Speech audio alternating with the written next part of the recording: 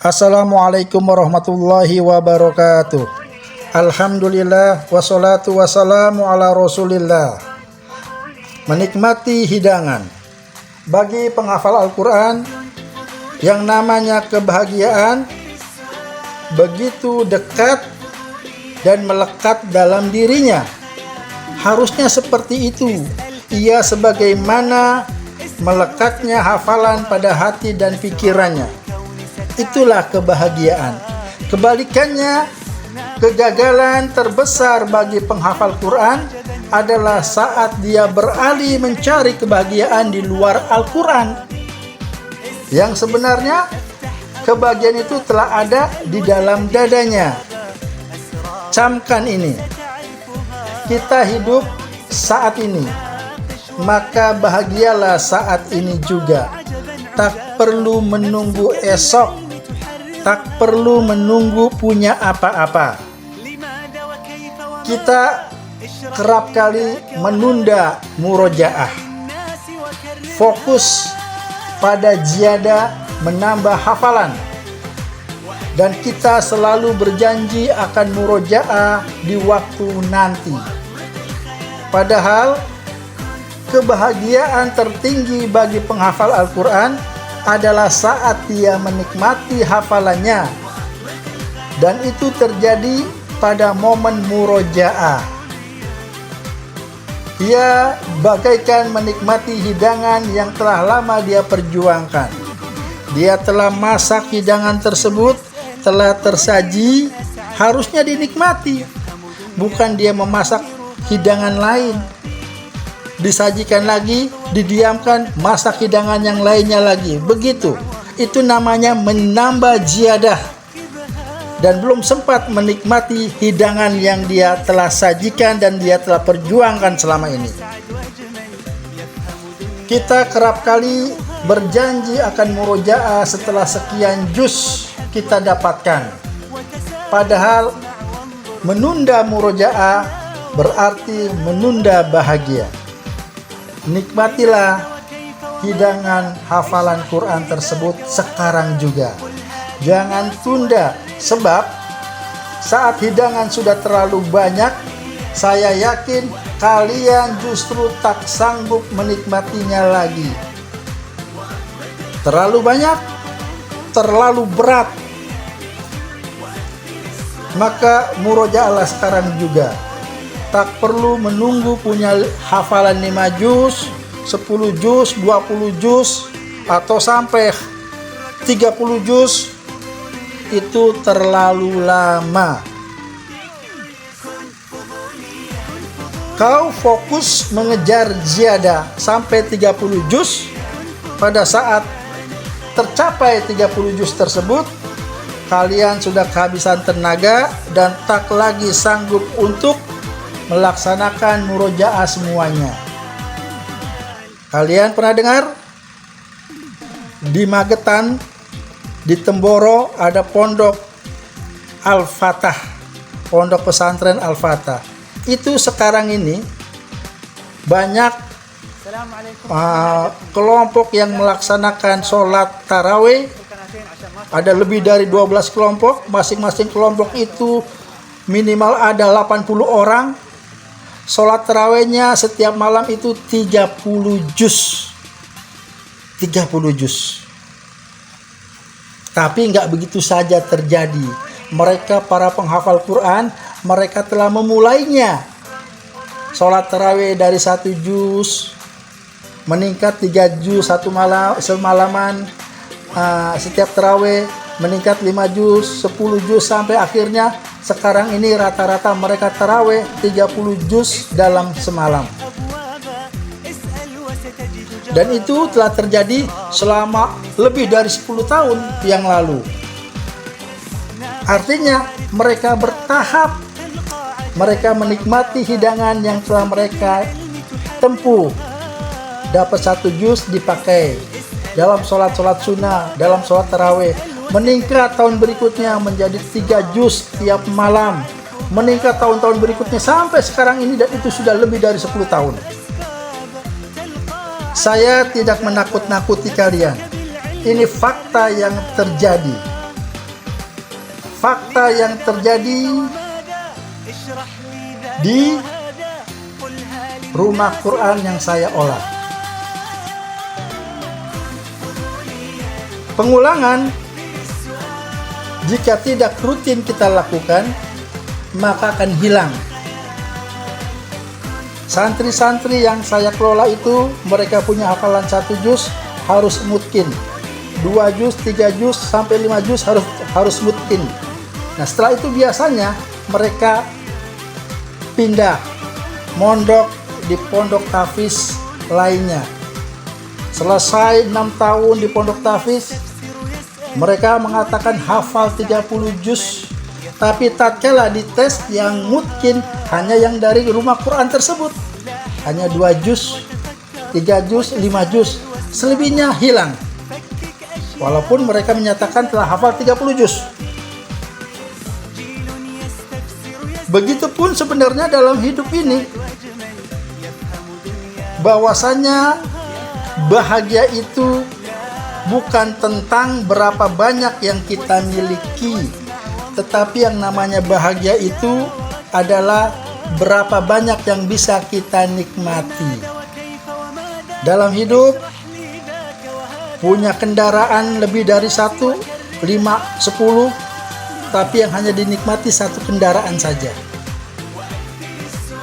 Makan 1 meja penuh makanan, yang bisa dinikmati hanya 1 piring dan 1 lauk saja. Maka begitulah kebahagiaan, yaitu menikmati apa yang ada. Punya rumah banyak, yang ditempati cuma 1. Beberapa orang mungkin mengatakan, insya Allah saya akan bisa. Saya hanya menyelesaikan hafalan dulu, biar termotivasi, biar nanti ketika sudah hafal akan mudah untuk mengulangnya. Teorinya begitu. Mengulang kedua kalinya memang tidak sesulit waktu pertama kali menghafal. Seperti orang mendaki gunung. Pada pendakian yang pertama, kalian akan kesulitan sebab tak banyak tahu arah jalan, belum mengenal medan dan rintangan-rintangan, tak punya gambaran apa-apa. Tapi pada pendakian selanjutnya, pendakian yang kedua kalinya akan lebih mudah, sebab telah belajar pada pendakian yang pertama. Nah, analogi seperti ini benar, tapi kita melupakan satu hal. Pertanyaannya, siapa yang menjamin bahwa pada pendakian yang kedua kalian masih punya tenaga? Bagaimana jika kalian sudah terlanjur lelah kemudian menyerah? Oleh karena itu, nikmatilah hidangan yang kalian miliki.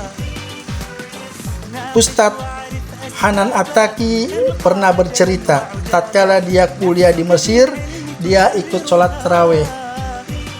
Dia nggak tahu di sholat tarawih tersebut, satu malam bacaannya 15 juz. Dan itu sholat pertama kali yang dia lakukan, dan itu juga yang terakhir kali dia sholat di situ. Sholat tarawih 15 juz. Di masjid itu dia melihat seorang kakek yang menikmati sholat tersebut. Sedangkan dirinya masih muda, pegel-pegel, gak kuat. Dia bertanya pada sang kakek, sudah berapa lama sholat di masjid itu? Maka kakek itu menjawab, sudah lebih dari 10 tahun. Wajar, dia menikmati, dia kuat berdiri. Maka Hanan Attaqi mengatakan, saya ini mahasiswa Al-Quran jurusan tafsir di Al-Azhar Kairo. Saya paham apa bacaan Quran, tetapi kenapa saya nggak kuat berdiri, pegel, capek, sedangkan kakek yang sudah tua kok kuat dan bisa menikmati?